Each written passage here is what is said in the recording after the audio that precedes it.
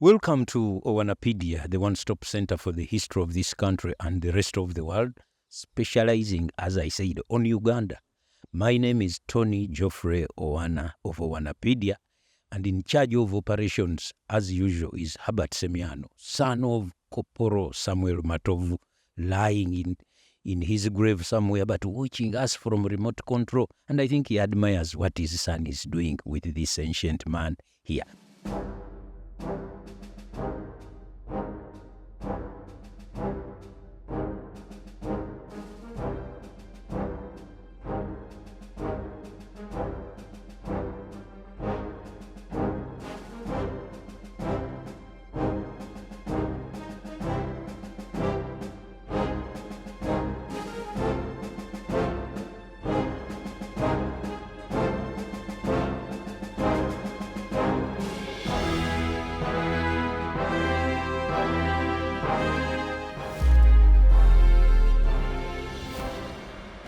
Banange, have you subscribed to Owanapaedia?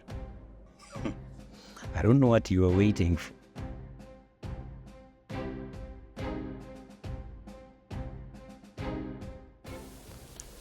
The organization of the struggle against the regime of murder and terror was not easy. Today we have freedom. It may not be as great as you will find in some countries abroad, but we have freedom. We have so much freedom that we don't know what to do with it. That is the problem. You read of newspaper The People, Monansi, Ngabo, Star, Uganda Review. I think they started a few more this morning.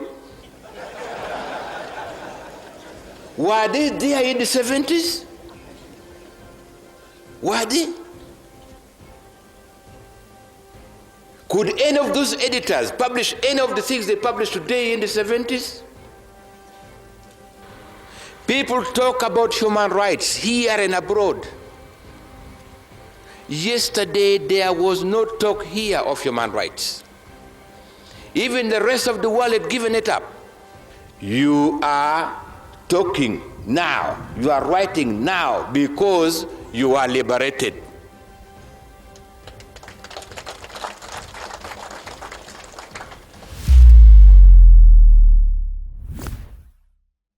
There is another person who has an interesting account of that very day in the history of this country, and is none other than Dr.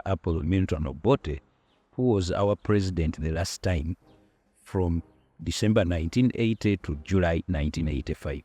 He had strong memories about the struggle against Amin, and I think it is just opportune that we bring you Dr. Obote first before President Museveni continues, to see what he said on 11th April 1985 at celebrations held at Entebbe Old Airport. Let's see what Dr. Milton Obote remembers of 11th April 1979.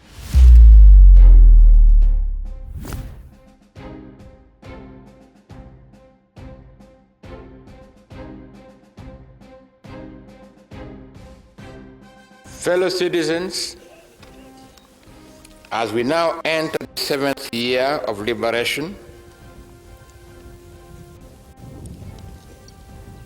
let us all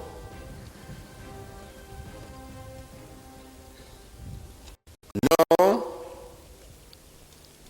that what was destroyed before liberation can be divided into two. There is the destruction of lives that cannot be repaired. But there is also, secondly, the destruction of property and institutions. Those can be repaired and can be rebuilt. The organization of the struggle against the regime of murder and terror was not easy. Fellow citizens, Idi Amin and those who supported him do not like this day. It was on this day that Idi Amin fled from Kampala towards Jinja, then to Soroti. Then he went somewhere else, outside Uganda. Today we have freedom. It may not be as great as you will find in some countries abroad, but we have freedom. Much more than we had in 1970s. You hear UPC, Democratic Party, CP, UPM. Did you hear those in the 70s? They were proscribed. You read of newspaper The People, Monansi, Ngabo, Star, Uganda Review. I think they started a few more this morning. Were they there in the 70s? Were they?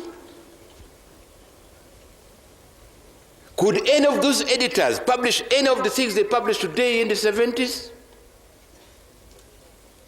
The problem, fellow citizens, is that we are mistaking license for freedom. We have so much freedom that we don't know what to do with it. That is the problem. This is true because in the 70s we were so, at least those who are in here, so scared that today when they wake up and they find that they can say virtually anything, they go mad. They go mad. People talk about human rights here and abroad. Yesterday there was no talk here of human rights. Even the rest of the world had given it up.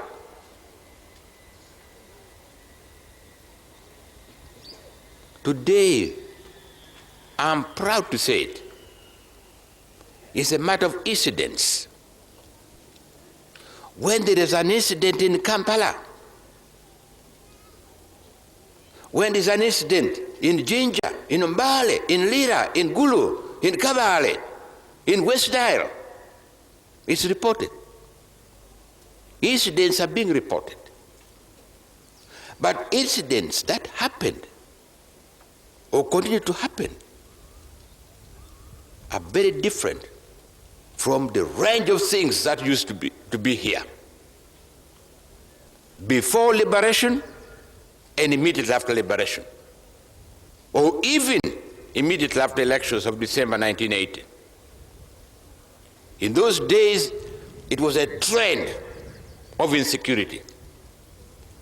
Today, it's not a trend. The trend is on the reverse. Greater hope and less fear. That is today's trend.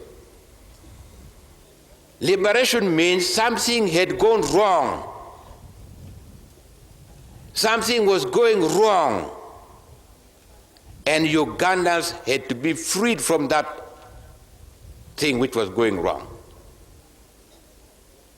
There was insecurity, a lot of death,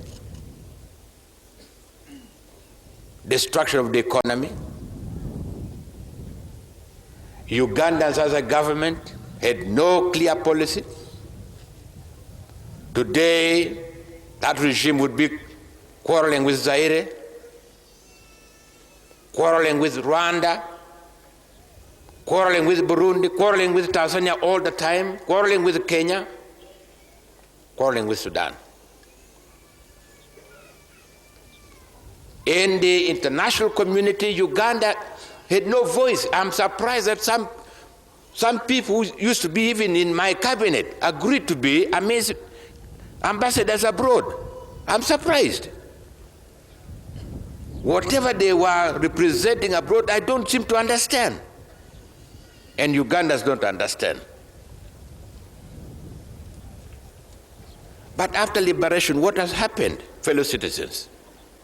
Today, Uganda is friendly to all her neighbors. So let us not consider a ceremony of this kind as representing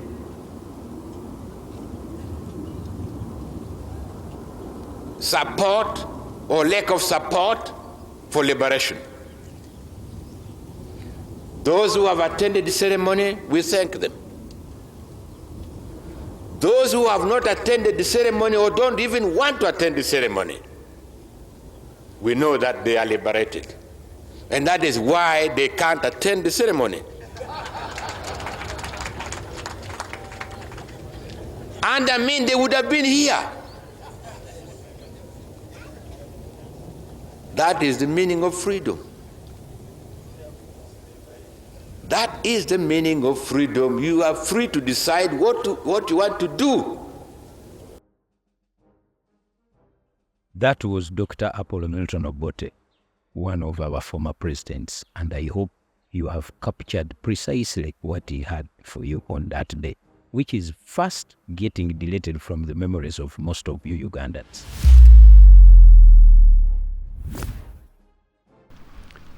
Amin was a remnant of the colonial state.